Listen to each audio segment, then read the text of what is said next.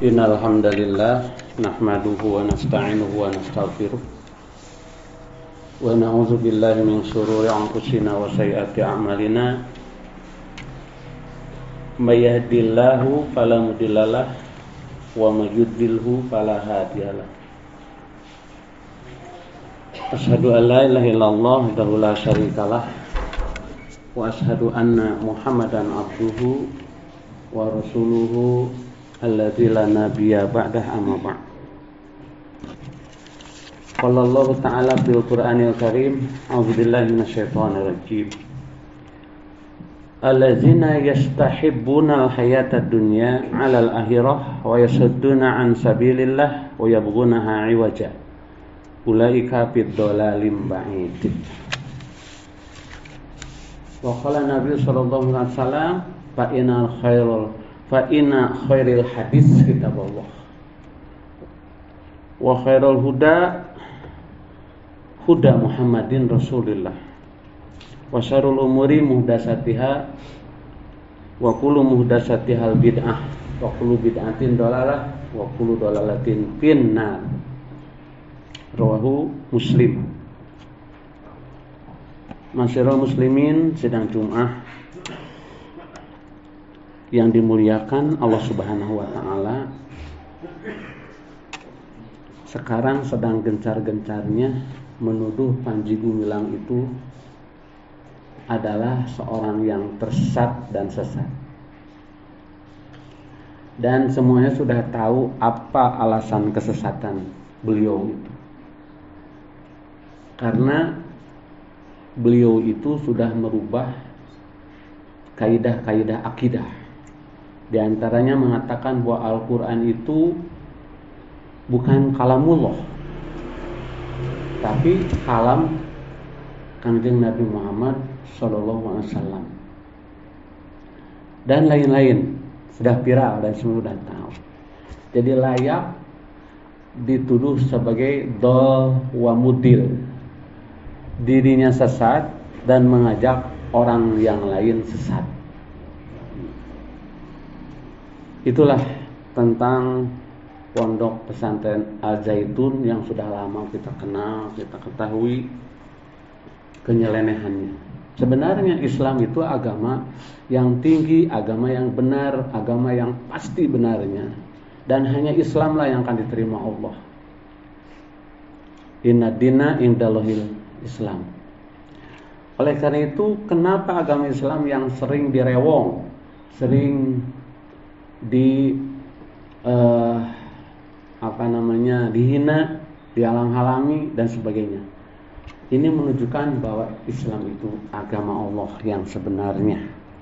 Oleh karena itu, setan dan iblis tidak akan ridho Islam itu menjadi petunjuk, menjadi pegangan bagi kita semua. Masyarul muslimin rahimakumullah, mudah-mudahan fenomena ini menjadi bahan renungan bagi kita. Kita kembali lagi bahwa beragama itu inna dina yusrun, agama itu mudah. Atiullaha wa atiur rasul, taat kepada Allah dan Rasul, sudah ya. Dan salah satu sunatullah adalah juga perbedaan pendapat di kalangan Ahlus Sunnah wal Jamaah, saling sesat menyesatkan. Seperti hadis yang dibacakan khotib di awal tadi, ada kalimat kullu muhdatsatil bid'atun wa kullu bid'atin dhalalah wa kullu dhalalatin finnar. Dan ini hadis riwayat Muslim yang terdapat hadis nomor 410 dan hadisnya sahih. Tidak ada yang mengatakan hadis ini dhaif di kalangan ulama manapun. Jelas bahwa muhdas itu artinya perkara yang baru, ya, baru terjadinya. Tidak ada di zaman Khulafaur Rasyidin, di zaman Nabi, tidak ada. Nah, muhdas itu wa kullu muhdas di dalam agama, setiap perkara yang baru diadakannya itu termasuk bid'ah. Dan bid'ah itu artinya badi'u, artinya yang adanya tanpa contoh. Seperti Allah mengatakan badi'us samawati wal ardh. Allah itu badi'u, Allah itu pencipta awal tanpa contoh, tanpa pola menciptakan langit dan bumi dan alam semesta ini. Jadi bid'ah itu adalah perkara yang baru adanya. Dan setiap bid'ah itu sesat, dolalah. Jadi jelas pelaku bid'ah itu adalah sesat. Kata Rasulullah, dan orang yang sesat dipastikan diasup neraka. Nah, kemudian timbul di kalangan Ahlussunnah wal Jamaah itu ada mazhab Syafi'iyah, Hambaliyah. Menyikapi hadis ini, ada kata-kata kulu bid'atin dolalah. Kulu itu semuanya. Setiap bid'ah itu pasti sesat, dan setiap kesesatan pasti akan menyebabkan neraka. Kalangan Imam Syafi'iyah berpendapat kulu di situ tidak semuanya, karena kulu itu dalam Al-Quran maupun hadis lain banyak diceritakan, meskipun dikatakan kulu semuanya, tapi yang dimaksud sebagian besar. Contoh, lamun di kelas budak bararong kabeh budak teh, padahal teu kabeh ngan lolobana barao. Lamun menunjukkan kulu itu tidak al-mutlaku. Itu menurut sebagian ulama Syafi'iyah. Oleh karena itu, mereka membagi bid'ah itu menjadi dua bagian. Ada bid'ah dolalah, bid'ah yang hasanah. Seperti apa menurut mereka bid'ah dolalah itu? Yaitu setiap perbuatan yang dipandang ibadah dan mengharapkan pahala dari Allah, dan itu bertentangan dengan Al-Quran, hadis, atsar, ijma, dan kias. Contoh, misalnya sholat itu 17 rakaat atau 5 waktu, tambahan kurang hiji, eta bid'ah dolalah menurut kalangan mereka. Adapun bid'ah hasanah merujuk kepada sebuah hadis, man sana fil Islam sunatan hasanatan falahu ajruha. Siapa yang membuat di dalam Islam perbuatan yang baru, dia akan memperoleh pahala. Yang baru tapi baik, itu akan memperoleh pahala. Dan akan memperoleh pahala orang yang mengerjakannya. Layan kusum min ajri syai'an, tidak akan dikurangi pahala sedikit pun. Wa man sana sunatan sayiatan, dan siapa yang membuat perbuatan yang sayiat, yang salah, yang jelek, yang buruk, falahu wijrohu, dia akan memperoleh balasan dari perbuatan sayiatnya itu, dan akan memperoleh orang-orang yang mengikutinya dengan dosa yang tidak dikurangi sedikit pun. Sementara menurut Imam Hambali, yang dipegang oleh kalangan-kalangan modern seperti Persis Muhammadiyah, bid'ah itu kulu di situ indikasinya tidak sebagian besar, tapi seluruh, kulu semuanya. Kulu bid'atin, setiap bid'ah dalam kurung dalam hal ibadah di dalam Islam, semuanya itu dolalah, tidak ada yang hasan. Implikasinya, kalau mengatakan bahwa bid'ah itu terbagi dua, dolalah dan hasanah, implikasinya akan timbul ritual-ritual baru yang bermunculan, sebagaimana kita lihat di kalangan mazhab Syafi'iyah kan. Ada upacara-upacara tertentu yang dikatakan itu sunatan hasanatan, seperti Maulid Nabi, seperti tahlilan dalam acara yang kematian, marhaba, itu muncul semuanya muhdas, semuanya bid'ah karena tidak terdapat di zaman Nabi. Tapi mereka berpendapat memang bid'ah tapi hasanah. Kenapa? Karena di dalamnya ada bacaan-bacaan kalimatut thayyibah yang dibaca berulang-ulang. Dan itu dipegang oleh kalangan ulama-ulama mazhab Syafi'i. Dan kita harus menghargai karena yang dilakukan oleh para imam sendiri. Silakan. Cuman implikasinya seperti tadi, banyak bermunculan perbuatan-perbuatan yang diada-adakan, yang dianggap itu perbuatan yang baik, akan memperoleh pahala dan sebagainya dan sebagainya. Itu implikasinya. Sementara yang mengatakan bahwa kulu di situ semuanya yang diadakan di dalam Islam itu dolalah dan menyebabkan masuk neraka. Akibatnya kehati-hatian yang luar biasa. Kadang-kadang terlalu ihtiyati, sesuatu yang tidak termasuk kategori bid'ah dalalah dikatakan bid'ah. Nah, ini harus hati-hatinya untuk menyatakan sesuatu itu bid'ah dalalah atau tidak. Karena kebanyakan bid'ah dalalah itu di wilayah akidah, seperti yang dilakukan oleh si Panji Gumilang tadi. Dia ahli bid'ah. Karena dia sudah merusak kaidah-kaidah akidah yang dipercayai oleh umat Islam. Seperti di dalam fikih, salat direnggangkeun, awewe dihareup, Al-Quran bukan kalamullah. Itu jelas-jelas bid'atun dalalah itu. Bukan saja menurut kita orang Persis, orang NU semua sama mengatakan itu sesat dan bisa menyebabkan masuk neraka karena jelas-jelas.